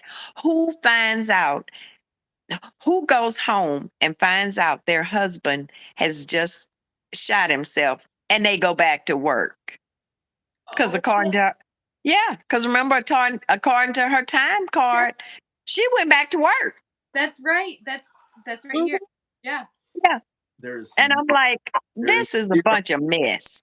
zero chance. Yes, you're right. Yeah. Oh, And she didn't even stay because her cousin inboxed me and she said, Miss Royce, I can barely see to type this. She said, my heart is broken. And I asked her, she said, they just left with Marcus, because they called him Marcus. She said, they just left with Marcus, and I'm on my way to my aunt and uncle's house to check on Astor. And I said, what do you mean you're on your way to check on her? She didn't even stay while until they took Mark away. She had already left. Hmm. Bed was burned the next. They burned the mattress the next day. oh, stop it. Why? And so the He house. say, stop it. And the house was cleaned out. Mhm. Within all of that, now check this out, y'all. All of this was going on. I was there and I didn't have a clue because I wasn't all the way there. Right. But it was like God was saying, you're not going to remember some of this, Yeah. but you keep your ears and eyes open to what you do remember. And I remembered. I might not be able to tell you what I had 45 minutes ago to eat, but I can tell you everything that I've heard and seen since January 4th, 2013. For that. Hmm. They were taking stuff out the house and all this kind of stuff. And I didn't know it because I didn't think my main objective was getting to her and those kids. I wasn't worried about, I didn't have any reason to doubt what I was being told. Right. I didn't understand it, but I had no reason to believe otherwise. This is what y'all told me. I clean I up. was in Houston minding my business. I didn't call y'all. You called me and told me that. But they were, you know, moving out the house and all of this kind of stuff. And I talked to the landlord's niece and I told her, because they told me, um, Astrid told me, no, her stepmother told me that the landlord said, that she had to move, get out. And I'm like, that is heartless. Who Yeah. would do that? Yeah. So I knew where the corner store was. And I said, wait a minute. I asked Anthony, my grandson, I said, who owned that house? And he told me, and he said, Grandma, the Champon's right around the corner. I said, okay. I Googled and found Champon's phone number. And I called, and the man who owned the house niece called me back. We stayed on the phone over an hour. She said, no, ma'am. She said, I was out of town. I was just coming into town when all of this had happened. She said, and I drove by the house. She said, and I could see, them moving things out. She said, and out of respect for her, I didn't even call her for over a week. And when I called, it was only to ask her what her intentions were for the house. She said, but I didn't talk to her. I talked to her stepmother. And I said, she said, I talked to her mother. And I said, Mary. She said, uh-huh. I said, her stepmother, naturally. And she said that, the rent was paid and that they were moving out. She said, we never, ever would have told them, her and those kids, to move out of that house. So I told her, I said, okay, when y'all went in there, what did you see? Mhm. Because like I say, the right hand never knew what the left hand was doing. When they would send me something, and somebody else would turn around and send me something else, this paper contradicted the last one y'all just sent me and all this other kind of stuff. And I remembered in their bathroom, it was like a little piece of towel in the linen closet, coming up. Mhm. Well, in the meantime, when I've talked to one of the detectives, they kicked the door in and all that. Oh, I'm clutching my pearls. Did you? For real? Okay.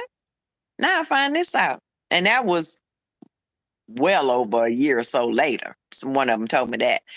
So I asked her, I said, Janet, what did y'all find when you went in the house? I said, did y'all have to fix anything? She said, no, ma'am. She said, in the linen closet, some of the towel was coming up. I said, uh-huh. I said, how about the doors? She said, there was nothing wrong with any of the doors. Wow. God. I already knew they hadn't kicked no doors in. Yeah. Mhm. Well, why would you Well, have to do that? She was bringing the key. Right. right. What was the? But that was And another. they weren't there yet. Remember? Yeah. The police weren't there yet. Yeah. And I know these people listening are probably like, this has got to be some fairy tale being made up. No, people, it's real. And it's stuff that I've read from them. And another thing, like, I'm like, the 911 call, I have the recording. Yeah. Okay. When Mary called, she was calm. Oh, my daughter just called me from work and we're going to go over and check on my son-in-law. He's been kind of depressed because, they're having marital trouble. Okay, I watch enough Dateline. You laying it out for him right Yep. now, right there. Yep. Instead of saying, I need somebody here fast. I don't know what's going on. My daughter has called me. I can't get in the house. They telling them all this. Right. Well, when I looked at like when you call 911, I have it. I have it right here. I have. yeah, The and when you call 911, your address where you're calling from comes up. What address is on there, Lindsay?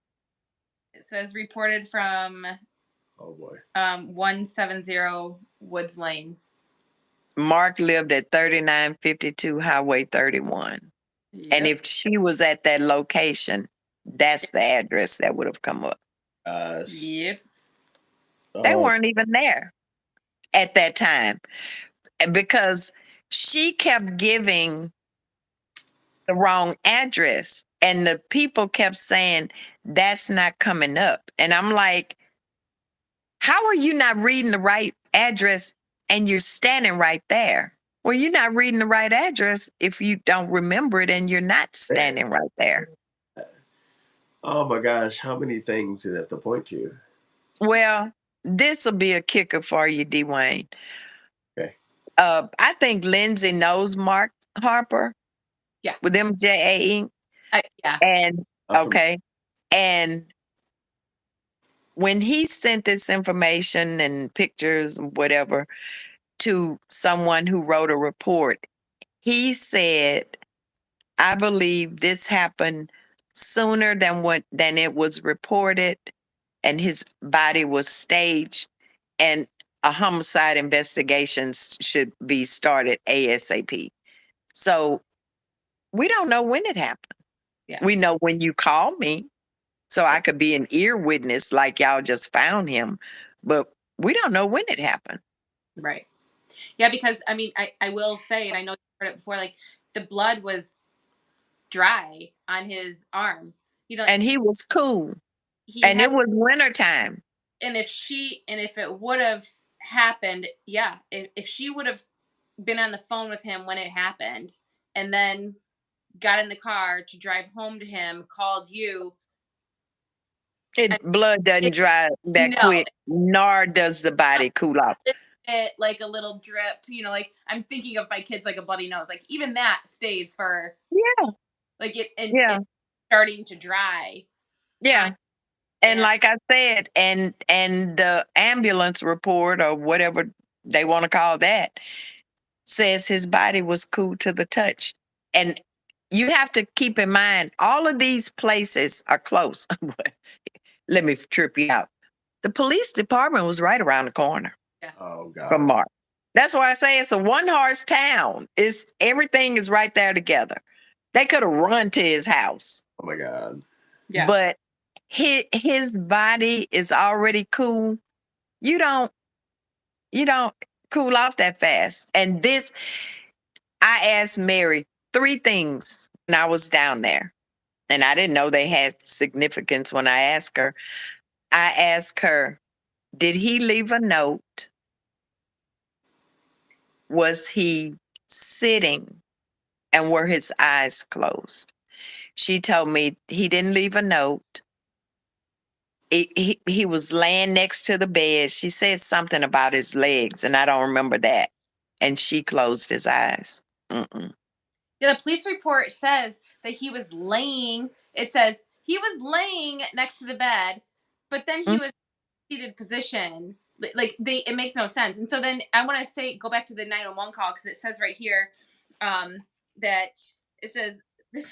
This is the concern. So I mean, you guys mhm, remember that Astria is saying that she heard mhm, a gun, or him go or make a noise. uh-huh, He thinks mhm, point Astria allegedly thinks that Marcus has shot himself. So this call says mobile caller reporting she is at her daughter's home to check on her son-in-law, Marcus Merritt, because he has been feeling depressed lately because he isn't working right now and he doesn't answer his phone or the door. So if my daughter-in-law called me, mhm, I mean, mhm. she better damn well be saying, "Oh my god, I just heard a gunshot. And Exactly. like, can you please, you're closer. Can you go?" I wouldn't call 911 and be like, "Well, Yeah, daughter just called and said that right, maybe depressed." No, no, she heard a gunshot. I need get over here, and I hope I'm wrong. And like, right, nothing, right. nothing in the Nothing, call is about a possible gunshot. Nothing. It's nothing. Nope. check on her son And and when you listen to it, you hear her voice saying all that. Oh, and then this is what she asked. why now? Why Wait a minute. at that What time? this is what she asked on the 911 call. Oh, will they have to break the door down? Oh, What? I oh, would have already broken it Who down. the fuck cares? oh Right? my God. Exactly. Break walls. Every window should be broken. Exactly. And here's the other thing, Lindsay.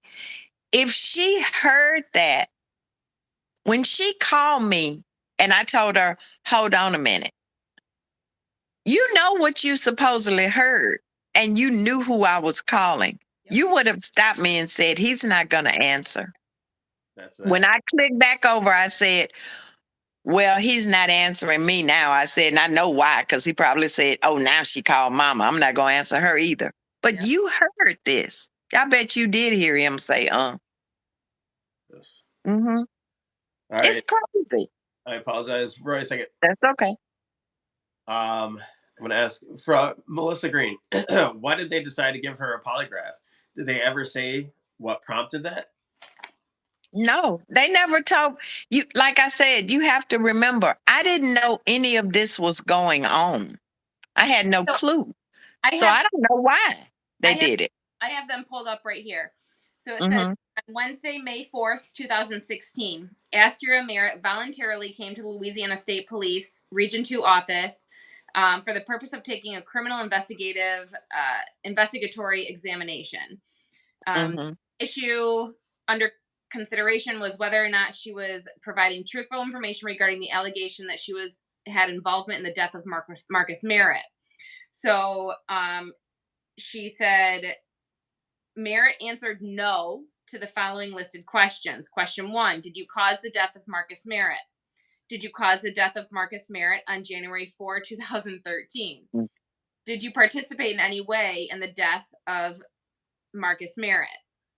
So it says then, throughout Merritt's polygraph test on May 4, 2016, there were irregular and erratic reactions to the test questions. Because these reactions are a type of which prevents an analysis from being made, the polygraphist could not tender an opinion as to whether or not Merritt was telling the truth.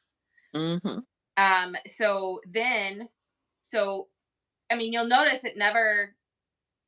they avoid the question of, I mean, it avoids the part of saying, did she set up? You know, like, I mean, you participate in any way in the death?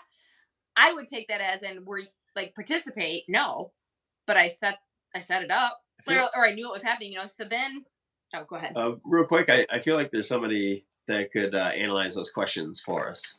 I think we have someone actually talk to.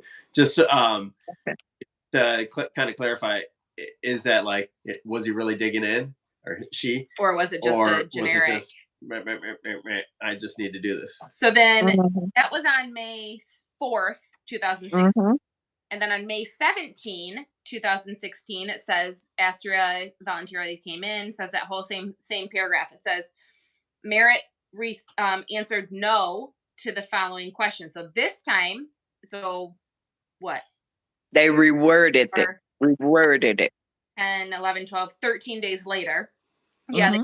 Question 1, did you lie to me in your statement about shooting Marcus Merritt?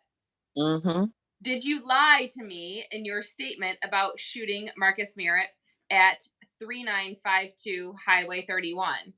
Well, they never asked her about shooting him in the previous. So this isn't making sense. So then number 3, did you plan or participate in any way, in the shooting of Marcus Merritt? So she said no to all of them. And again, that because there are these reactions, so there were irregular and erratic reactions to the test questions, and it prevents an analysis from being made. They could not render an opinion as to whether or not Merritt was telling the truth. So both of them, they couldn't. And then doesn't it also say, and no matter what the polygraphist tried, nothing polygraphist, that's how you say it, said or did could alleviate this problem. Nothing could alleviate the problem. And that was on May 17th.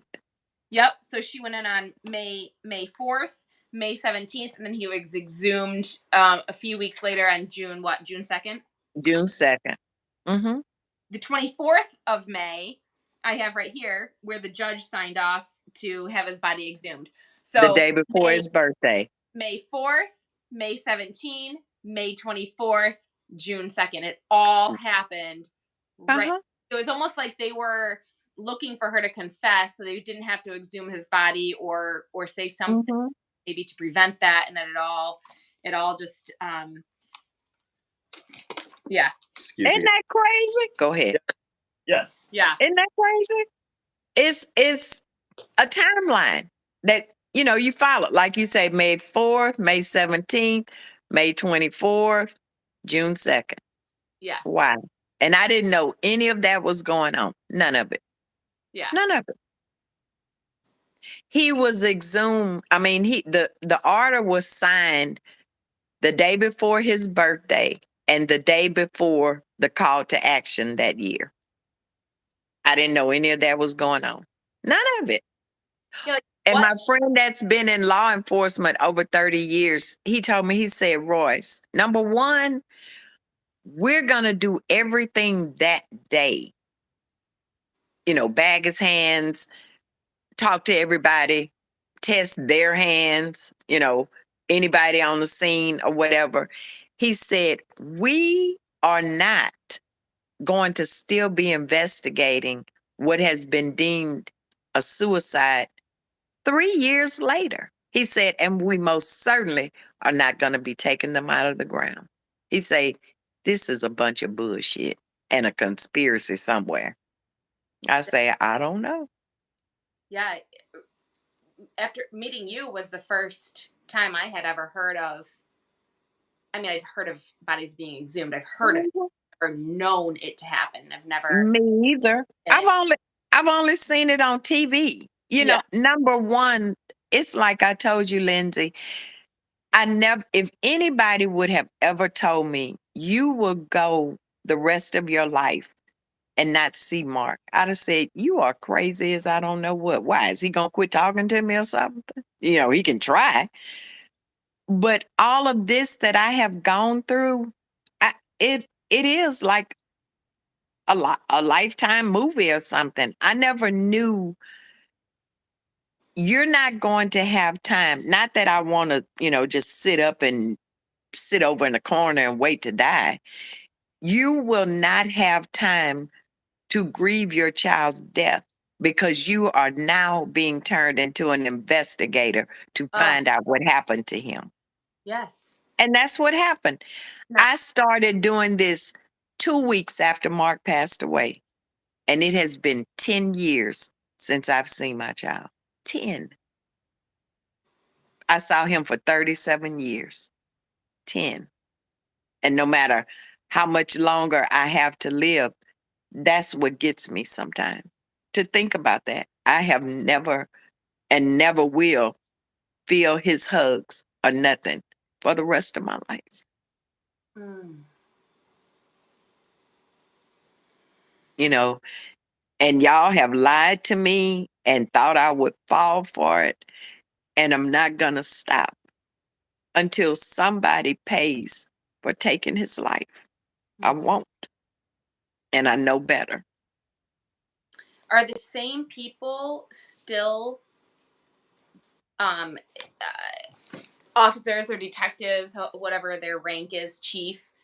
I, Do you, Noel is still the chief of police. he is, And yeah, he's still the chief of police there. And, but I think Detective Fournette that I was telling you about, I think yeah. he's retired. Okay. Um, and that's why I told you when he came here, he told me, he said, Miss Royce, I had planned, to spend a day with you. I want to take you out to dinner, answer any questions you have. That captain got him out of there toot sweet. Oh, yeah. Yeah. But I got away from that. Okay. When the hurricane happened, and I had gotten this official, folder with the manila folder with the report and all. Well, then after Hurricane Harvey happened, one day I went to the mailbox and I'm like, what is this? And it was a smaller, you know, manila folder, and it was, the little white stickers that you put addresses and things on, and you put it on the envelope. Oh, Yeah, the little white, yeah, label. like the little label. Yeah. Okay, it was a label that had my name and all on there, and then it was a label that had the Louisiana State Police. And I'm like, I went and compared envelopes. I'm like, well, this is different. Then it was a letter in there, and it said, this is the entire file on Marcus Anthony Merritt Sr. There are pictures and a video that you may find disturbing. And I'm like, the hell? And then I open it on up, and that flash drive was in there. And I'm like, what is this? Yeah.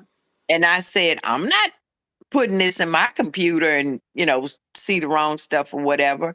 And that's when I called Mark and Sevgate, and I had the copies made and sent to them. And I think he's the one that sent that to me, because Louisiana State Police, they weren't going to send me that. Mm-mm. So I think, and I still haven't gotten the text messages. For some reason they won't give those up. I know. And because I know what's in it, because she says, she told him, well, you can just kill yourself. And I know Mark, and he would have answered, bitch, you can kill yours. Yeah. I'm not doing so what they want me to think is she told Mark, oh, well, you can just kill himself. And he said, oh, okay then. And went right on in there and did it. Yeah, right. Right. That give her the satisfaction of winning. No. Yeah. And the other thing is, like I told her one time, it wasn't his first affair. I'm Mark's mama. He wasn't an angel. And I'd be the first one to tell somebody that. And I told her, I said, it's not the first time. What would make him so despondent that he would take his life? He was the one had the affair. What are you going to do something to himself for? Right. Now, here to kicker, everybody, that all of y'all probably going to say, oh, okay, he was having an affair with her cousin. Case closed. Yeah. Why? Like I asked Dave, what kind of sense does this make? I have an affair on you. You find out about it, and I kill myself. Right. Isn't it supposed to be the other way around? Aren't I supposed to be looking over my shoulder for when you deciding to do something to me? You're not going to do something to yourself for what? Yeah. You were the one having the affair. Yeah. No. Have you since Fournette, have you been in touch with him ever? Since when did they come here, Lindsay? December of 2016. You have the letter. You have the letter in there too. Yeah. I've never heard his voice again, ever. Do you have a cell phone? Mm-hmm. He never answered. Ugh. And check this out. When they left, and I called him to, just checking on him, making sure he was getting home safely. Yeah. He didn't answer. The captain did. Because I looked at my phone. I'm like, did I call? Yes. Yeah, I looked at my phone. I'm like, did I call Detective Fournette? That's weird. He answered his phone. Whoa. Mm-hmm. And he told me, I said, and his name is Mark Fournette. And I said, did I dial the wrong number? And he was like, oh no, this is Detective Fournette's phone, number. And I'm like, well, where is he? He said he was driving. Well, that ain't strange. He's talked to me before when he was driving. But he told me, when you get ready to get the report, when you get the report, you can call us. you have any questions or anything, call and we will talk to you, explain everything. And I said, well, do you want me to call the number that's on this card that you left? And he said, no, you can call this one. And I said, Detective Fournette's phone? And he said, yes. I have never heard his voice again. And when I got that flash drive, I texted him and I said, I know you tried to do everything in your power that you could. And I just want to say thank you. He knew what I meant.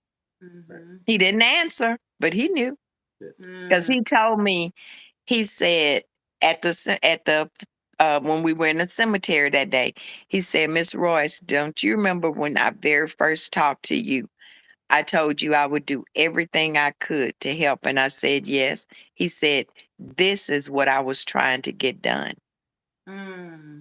But he told, when he went to talk to the girl Mark had the affair with, she told me, she said, Miss Royce, because she inboxed me and said, Miss Royce, the state police just left my house. I said, this is my phone number, call me.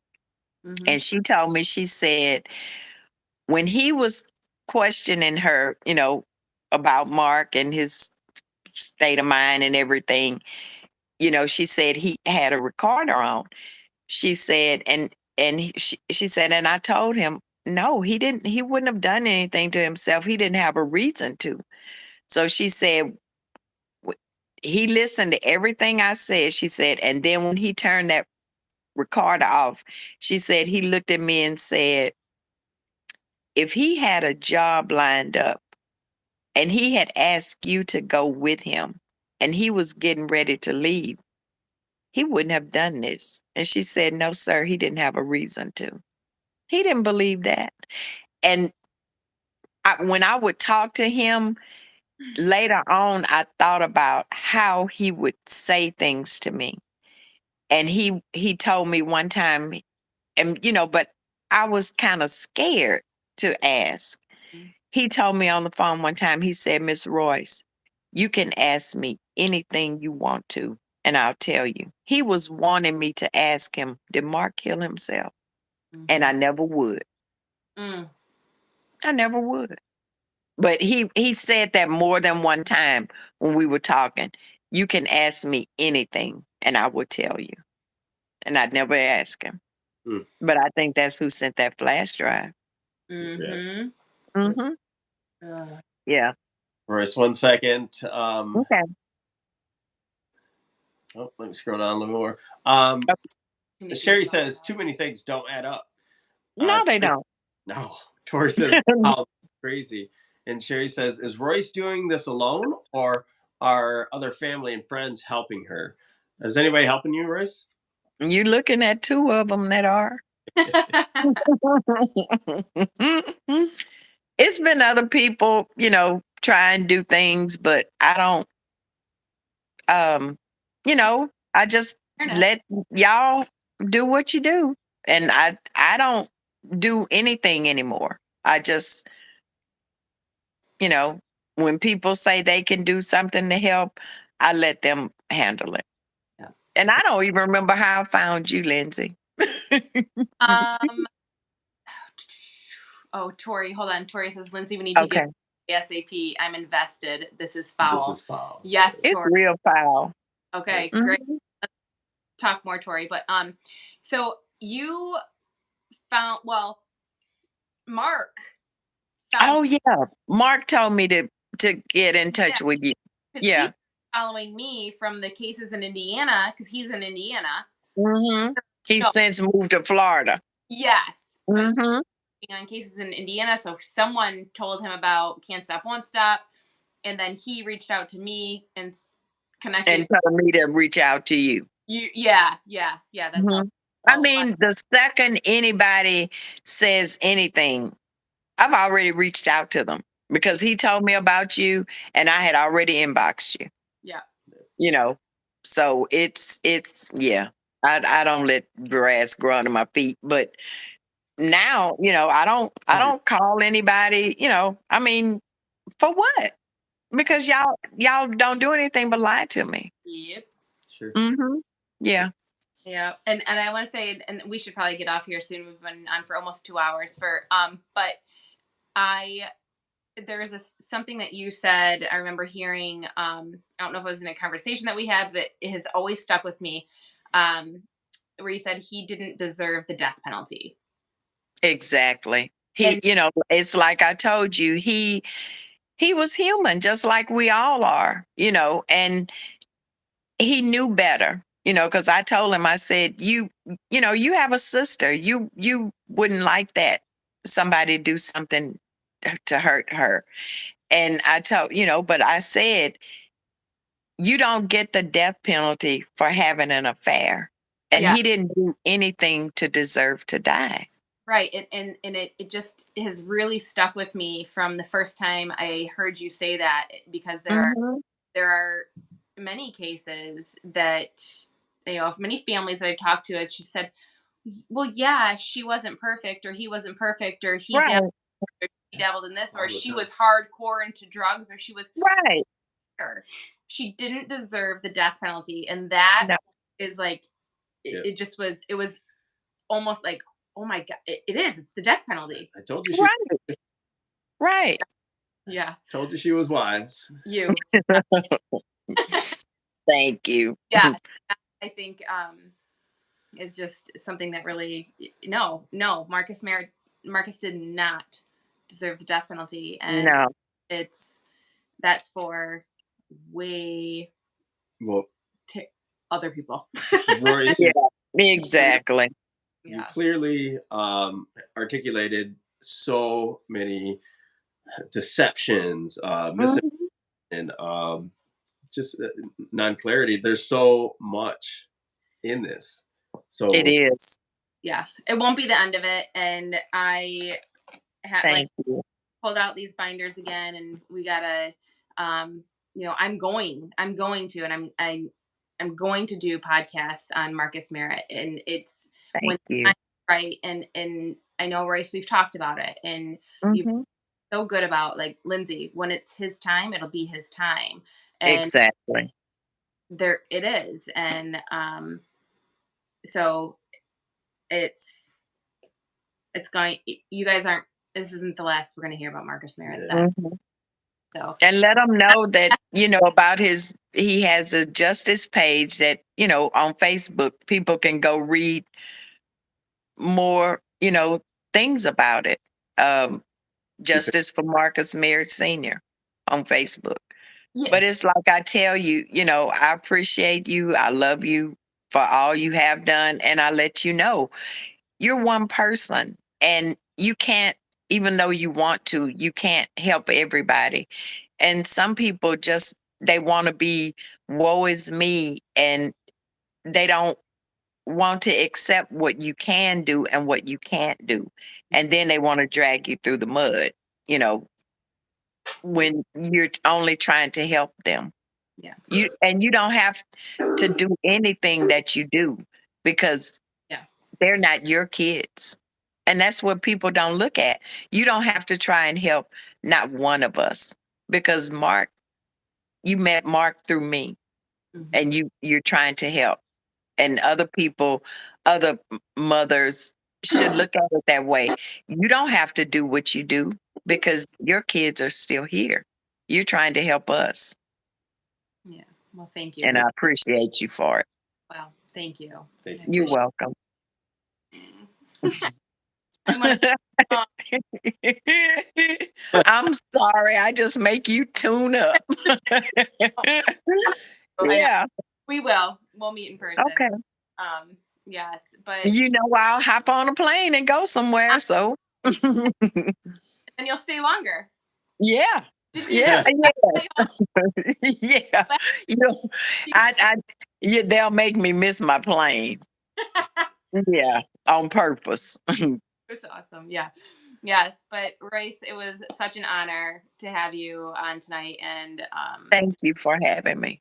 of course, of course. And we will be in touch, and obviously. And And anybody else that watches this afterwards, please leave your comments either on the post or you could do it on this YouTube channel if you're part of my channel on this occasion. Mhm. But yeah, feel free and Follow Justice. It's Justice for Marcus Merritt Sr., right? That's what it Yeah. is.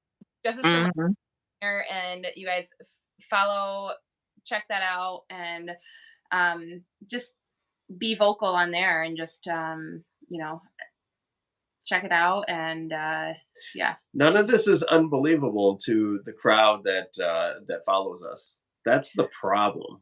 I Right. know. Isn't that a problem? Isn't that sick? Yeah. It is sick.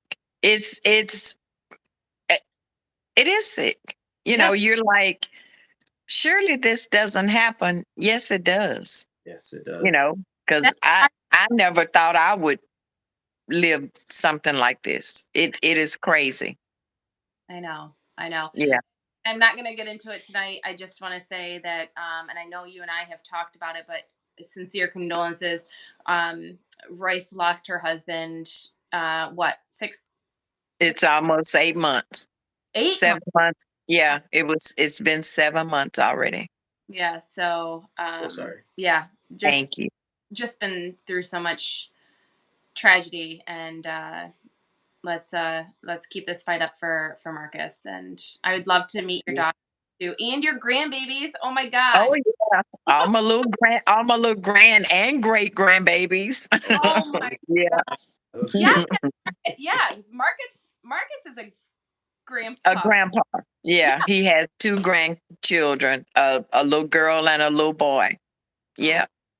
And he would have them ruined. Oh. Oh man. Oh yeah. Yeah. Yep. Yeah. Right around his pinky. Oh yeah. Yes. Mhm. I hope we get to update here sometime. Yeah. The Okay. sooner the better. Yeah, for sure. Right. Um. Yeah. Oh, someone real quick before you get off. Do you still talk to Astria? Yeah, funny they asked that. It's we didn't for a long time. And I realized for like for my grandkids to see that we can at least talk, and be civil, that helps them, which in turn helps me. And like my best friend used to always say, she said, I would cringe every time you would say that. And I would go, yeah, people with all that forgiving, mess, that ain't me. I'm not going to do that. And she said, and I would cringe, she said, because sometimes for God to operate how you want him to, you have to. Yes. And so it was weird. The way he did it was in a dream. And I dreamed, I'd had two different dreams about her. One, I saw her coming and like she was coming toward me to hug me. And when she got to me, I blew her brains out. Well, this dream, she was coming toward me. And when she got to me, I put my arms around her and hugged her. And I woke up and I'm like, okay, what was that about? That's a big difference. And yeah, big difference. And bless you. Thank you. And so I said, the way he got me to do it was in a dream. And then, my granddaughter graduated from high school and I went out there and, I sit right up there with her and all. And everybody looked really weird when I asked her, I said, Astrid, you want to take a picture together? And so she held up a big picture of Markel. That's my granddaughter. And she and I on the picture. And she said, my heart is so full, you know. And I said, that's what love is. I said, you put aside everything. I said, today isn't about anybody but Markel. Wow. Oh my Mm. God, Royce. Wow. You're Mhm. incredible. Thank you. And I had told Markel, she didn't know I was coming, but her mama did. And so I told her, I texted her that day. I'm so sorry. I'm not going to be able to be there. And she said, it's okay, Grandma. So she didn't see when I walked in or nothing. And Scooter got her attention and she looked. And when she looked, I waved and she went, she was over there just waving. And then, after the ceremony was over and I got to her, she just hugged me. She was like, Grandma, I had no idea. And I said, did you think I would miss today? Did you actually think that? Hmm. You just, So I went there. Dwayne and I had a conversation before the live today, and I will tell you privately. Hmm. But hearing what you just said Hmm. is going to make me a better person. Oh. I promise you. Hmm. And it's like forgiveness is easy to say, but it's really, really hard sometimes to do. But you have to. You do. In what I mean, you put it in perfect perspective. It's not about all. Hmm. It's Yeah. about Egypt. It's about Hmm. about Markel. Right. About Hmm. what is happening in that. It's not Right. about other bullshit that's Hmm. happening. Right. And Right. you are making me a better person. So thank you. Oh, you're welcome. Thank you. Yeah. Yeah. I'll talk to you more. So, I know you can help me more with the whole situation, but okay. yeah. Mhm. Yeah. All right. I think that's a great way to end. Okay. I Yeah. love you. All Love you right. Love you too. too. So Okay. you on here, and we'll talk really soon. Thanks, Royce. Thank you, thank you, thank you. Oh, All you're welcome. And thank you. Thank you. Thank you. right. All Talk right, to you later. fine. I Yes. know. Yes. I love you too, Dwayne. Thank you. Okay. All right. Bye bye. Okay, bye, Everybody out everybody. there, thanks for Yep. watching Kim What's Up.